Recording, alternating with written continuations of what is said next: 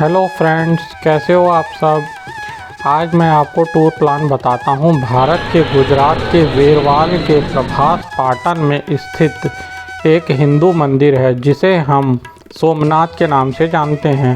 यह हिंदुओं के लिए सबसे पवित्र तीर्थ स्थलों में से एक है और शिव के 12 ज्योतिर्लिंगों मंदिरों में से पहला स्थान प्राप्त है।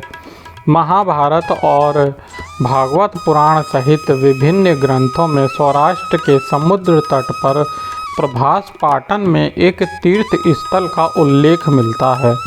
आज मैं आपको बताता हूं कि सोमनाथ जी के दर्शन करने के लिए यहां आप कैसे पहुंच सकते हैं, यहां पर होटल और धर्मशाला की क्या व्यवस्था है और उनके क्या रेट हैं, यहां पर खाने पीने की क्या व्यवस्था है, हमें दर्शन करने में कितना समय लगेगा, यहाँ पर और कौन कौन से पर्यटक स्थल हैं उनको हम कैसे घूम सकते हैं, यहाँ के लिए कितने दिन का टूर प्लान सही रहेगा और अंत में हम जानेंगे कि प्रति व्यक्ति कितना खर्चा होने वाला है। तो चलिए यात्रा शुरू से चालू करते हैं। दोस्तों, यहाँ का निकटतम रेलवे स्टेशन वेरवाल रेलवे स्टेशन है। इस स्टेशन तक हर ट्रेन की कनेक्टिविटी बनी हुई है।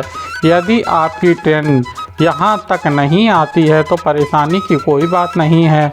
आप राजकोट या अहमदाबाद तक आ जाइए। उसके बाद आप बस, ट्रेन, टैक्सी के माध्यम से वेरवाल तक पहुँच सकते हैं। राजकोट से वेरवाल की दूरी लगभग 200 किलोमीटर की है, जिसे आप सड़क मार्ग से 5 या 6 घंटे में पूरा कर सकते हैं।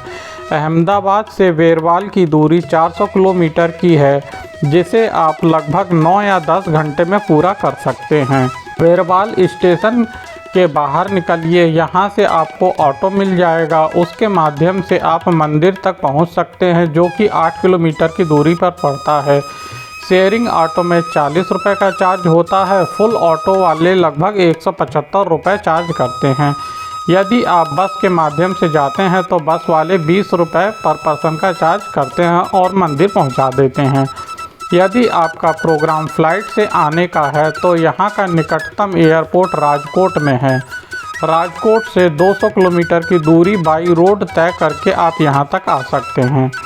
यदि आपका प्रोग्राम बस से आने का है तो गुजरात के हर शहर से एसी और नॉन एसी बस की सुविधा सोमनाथ तक बनी हुई है। आप बस के माध्यम से भी यहाँ तक आ सकते हैं। दोस्तों, अब हम बात करते हैं कि यहाँ पर होटल कहाँ पर लेना चाहिए। मंदिर के पास में ही बहुत ढेर सारे धर्मशाला और होटल बने हुए हैं, जिनकी स्टार्टिंग रेट 600 की होती है। 1000-1500 में आपको एसी बहुत बढ़िया कमरा मिल जाएगा। मंदिर के पास में ही मंदिर ट्रस्ट की तरफ से लीलावती भवन, माहेश्वरी भवन और भी बड़ी बड़ी बिल्डिंग बनी हुई हैं, जिनकी स्टार्टिंग रूम की बात करें तो 1000 रुपये से चालू हो जाते हैं। यदि आप मई और जून में किसी सीजन के समय में आते हैं तो यहाँ पर कमरा मिलने की संभावना कम ही रहती है। इसलिए आप मंदिर ट्रस्ट की ऑफिशियल वेबसाइट से कमरा बुक करके ही आएँ। कुछ समय हम लोग कमरे में आराम करने के बाद मंदिर प्रांगण की ओर बढ़ेंगे। मंदिर में प्रवेश द्वार से अंदर जाने के बाद बाएं साइड में फ्री काउंटर बना हुआ है, जहां पर आप अपना मोबाइल, कैमरा, इलेक्ट्रॉनिक इत्यादि सामान जमा कर सकते हैं। क्योंकि मंदिर के अंदर मोबाइल, कैमरा, इलेक्ट्रॉनिक गैजेट ले जाना अलाउड नहीं है। इस लाइन में लगने के बाद धीरे धीरे भोले बाबा का जयकारा लगाते हुए मंदिर के अंदर प्रवेश करते हैं। यहाँ पर भोले बाबा का अद्भुत रूप है। इनके आप दर्शन कीजिए और इनसे आप आशीर्वाद प्राप्त कीजिए। यह 12 ज्योतिर्लिंगों में से प्रथम स्थान रखते हैं, इसलिए इनका दर्शन करने का महत्व और भी बढ़ जाता है। महादेव बाबा की सबकी सुनते हैं। यहाँ से कोई भक्त खाली हाथ नहीं जाता है। आपके मन में जो भी कुछ है बोल डालिए, सबकी मनोकामना पूर्ण जरूर होती है। महादेव बाबा के दर्शन करते हुए अब हम लोग मंदिर प्रांगण से बाहर आ जाते हैं। इस मंदिर का इतिहास बहुत ही रोचक और गौरवशाली रहा है। 1026 ईस्वी में महमूद गजनवी ने मंदिर को नष्ट कर दिया और कई तीर्थयात्रियों का वध भी कर दिया था तथा मंदिर को जलाकर नष्ट कर दिया। हेनरी मियर्स इलियट महमूद के लिए धन एक महत्वपूर्ण आकर्षण था। तोड़फोड़ का सिलसिला औरंगजेब तक चलता रहा। दोस्तों, जो भव्य मंदिर आप आज देख रहे हैं, इसका निर्माण हमारे लौह पुरुष कहे जाने वाले सरदार वल्लभ भाई पटेल के द्वारा किया गया था। दोस्तों, मंदिर प्रांगण में एक स्तंभ स्थापित है जिसे हम बाण स्तंभ कहा जाता है। स्तंभ के निचले हिस्से में संस्कृत में लिखा हुआ है, सोमनाथ मंदिर से दक्षिण ध्रुव तक सिर्फ समुद्र ही समुद्र है, बीच में कोई भी भूभाग नहीं पड़ता है। इस चीज़ को आज के वैज्ञानिक और आज के समुदाय के लोगों के द्वारा परखा गया है और माना भी गया है। मंदिर प्रांगण से आप दूर तक फैले समुद्र के बहुत अच्छे नज़ारों को देख सकते हैं। दोस्तों, शाम को लाइट जलने के बाद इस मंदिर की भव्यता में 4 चांद लग जाते हैं। यहाँ पर शाम को लगभग 7 बजे से लाइट एंड साउंड शो भी होता है, जिसके अंदर मंदिर के इतिहास को हमें जानने का नज़दीकी से मौका मिलता है। इसका प्रति व्यक्ति का चार्ज लगभग 50 रुपये का होता है। मंदिर में दर्शन पूजन करने के बाद में हम लोग इसके बाहर निकल आएंगे। इसके पास में ही दूसरा मंदिर भी बना हुआ है, जिसका निर्माण अहिल्याबाई होलकर के द्वारा किया गया था। यहाँ के लोगों का ऐसा मानना है कि इसमें मूल ज्योतिर्लिंग रखा हुआ है। इसमें भी आप पूजन अर्चन करने के बाद आशीर्वाद प्राप्त कर सकते हैं। इसी मंदिर की तरफ से इस मंदिर के सामने ही फ्री भोजनालय की बिल्डिंग भी पड़ती है, जिसमें दिन के 11 बजे से दोपहर के 3 बजे तक निःशुल्क भोजन कराया जाता है। अब हम बात करते हैं कि यहाँ पर बाकी पर्यटक स्थलों को कैसे घूमा जा सकता है। मंदिर परिसर के बाहर ही आपको ऑटो वाले मिल जाएंगे, जो कि आपसे लगभग 450 से 550 रुपये का किराया लेते हैं और सारे टूरिस्ट प्लेस घुमाकर यहीं आपको छोड़ देते हैं। यदि आप बस के माध्यम से जाते हैं तो बस वाले प्रति व्यक्ति 40 रुपये का चार्ज लेते हैं। यह लोग लगभग 5 से 6 प्लेसेस आपको घुमा देते हैं।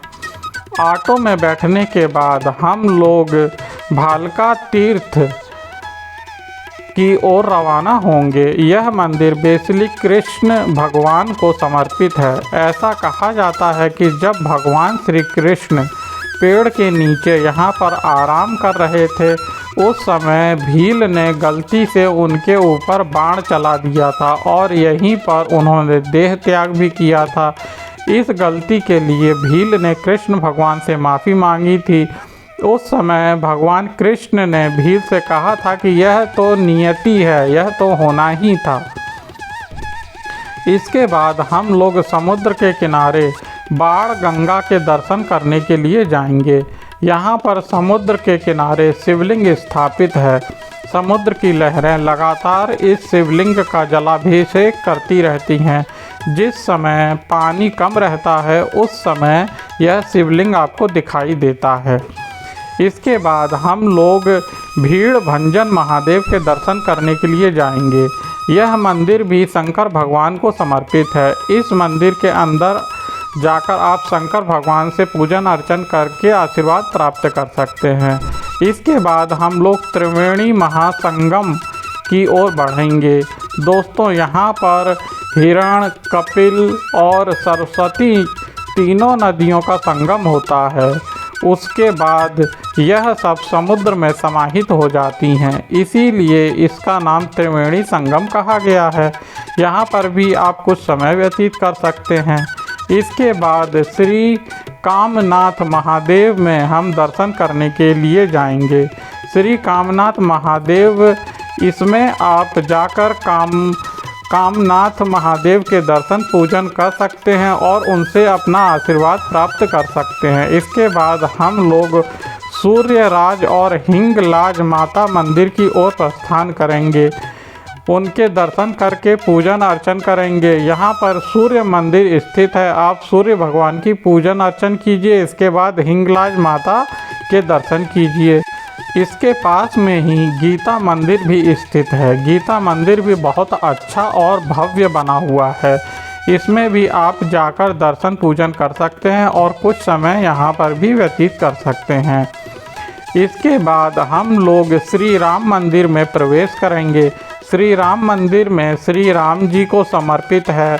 यह मंदिर बहुत ही भव्य विशाल बना हुआ है। इस मंदिर में प्रवेश करने पर श्री राम जी, श्री लक्ष्मण जी, माता सीता और भगवान हनुमान जी की प्रतिमा विराजमान है।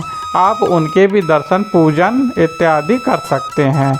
यहाँ पर आपको एक अलग चीज़ दिखाई देगी। यहाँ पर गणेश जी की सैकड़ों प्रतिमा रखी हुई हैं जो कि अलग अलग मुद्रा में आपको दिखाई देती हैं। यह एक अलग ही नज़ारा है। इसके बाद हम लोग लक्ष्मी नारायण मंदिर में प्रवेश करेंगे और दर्शन पूजन करेंगे। यह मंदिर भी बहुत भव्य और विशाल बना हुआ है। इसके अंदर प्रवेश करने पर हम लक्ष्मी नारायण जी के दर्शन करेंगे और पूजन अर्चन करके आशीर्वाद प्राप्त करके बाहर आ जाएंगे। इन सब को दर्शन करते करते लगभग शाम हो जानी है। इसके बाद हम लोग सोमनाथ बीच कुछ समय एंजॉय करने के लिए जाएंगे। यहाँ की एंट्री टिकट पर पर्सन 5 रुपये की होती है। यहाँ पर बहुत अच्छा पैसेज बना हुआ है। उसके ऊपर आप साइकिलिंग करना चाहें तो कर सकते हैं। पर पर्सन 10 रुपये की टिकट लगती है अलग से। यहाँ पर बहुत बड़ी और विशाल हनुमान जी की प्रतिमा स्थापित है जो कि समुद्र को अपनी ओर बढ़ने से रोकती है, ऐसा प्रतीत होता है। यहाँ पर आप हॉर्स राइडिंग और कैमल राइडिंग का आनंद भी ले सकते हैं। इसी समय यहाँ पर सूर्यास्त होने लगता है। सूर्यास्त होते हुए एक अद्भुत नज़ारा आपको देखने को मिलेगा। इसको आप देखना ना भूलें। सच में बहुत अच्छा नज़ारा देखने को मिलता है। यह बीच शाम को लगभग 7 बजे बंद कर दिया जाता है। दोस्तों, इसके साथ ही आप खाना खाकर यदि आप घर जाना चाहते हैं तो घर वापसी कर सकते हैं। इसके दर्शन करने के बाद कुछ लोग द्वारिकाधीश की भी यात्रा करने के लिए जाते हैं। कुछ दिन बाद द्वारकाधीश की यात्रा करने का संपूर्ण जानकारी वाला वीडियो मैं आपको बनाकर दूंगा। यहाँ पर आने के समय की बात करें तो यहाँ पर पूरे साल ही श्रद्धालु आते रहते हैं, लेकिन मई और जून में यहाँ पर बहुत ज़्यादा भीड़ होती है और गर्मी भी बहुत ज़्यादा पड़ती है। बारिश के समय में भी आप अपना आना अवॉइड ही करें तो अच्छा है। अक्टूबर से मार्च या अप्रैल तक का समय यहाँ पर आने के लिए बहुत अच्छा रहता है। दोस्तों, यदि आपकी ट्रेन अर्ली मॉर्निंग आती है तो पूरे दिन दर्शन पूजन और घूमने के बाद आप घर वापसी कर सकते हैं। लेकिन यदि आप एक रात रुकना चाहते हैं तो 2 डे 1 नाइट का टूर प्रोग्राम एनफ रहता है। मैं मान के चलता हूं दोस्तों कि आप लोग कम से कम 2 लोग तो दर्शन करने के लिए आएंगे ही आएंगे। इसलिए 3200 से 3700 प्लस ट्रेन टिकट प्रति व्यक्ति खर्चा आने वाला है। दोस्तों, अभी तक आप इस वीडियो में बने हुए हैं, इसका मतलब यह निकलता है कि आपको यह टूर प्रोग्राम बहुत बेहद पसंद आया है। तो प्लीज़ मेरे चैनल को लाइक करके, चैनल को सब्सक्राइब करके ऑल नोटिफिकेशन पर टिक ज़रूर दबा दें, जिससे कि मेरे आने वाले हर वीडियो के नोटिफिकेशन सर्वप्रथम आपको मिल सके। और परिवारजनों, मित्रगणों को इस वीडियो का लिंक शेयर ज़रूर कर दें, जिससे कि हमें मनोबल प्राप्त होता है और हम ऐसे अच्छे वीडियो बनाकर आपके लिए ला सकते हैं। मिलते हैं फिर किसी और अन्य वीडियो में। तब तक के लिए जय हिंद, धन्यवाद।